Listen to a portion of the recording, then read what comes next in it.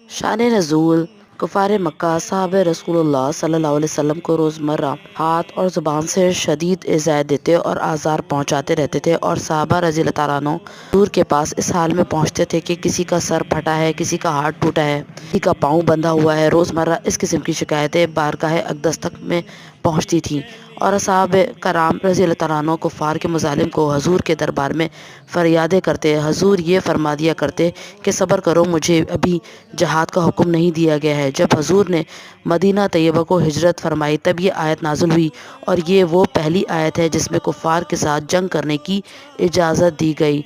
सूरतुल हज। तो कुछ नहीं मुश्किल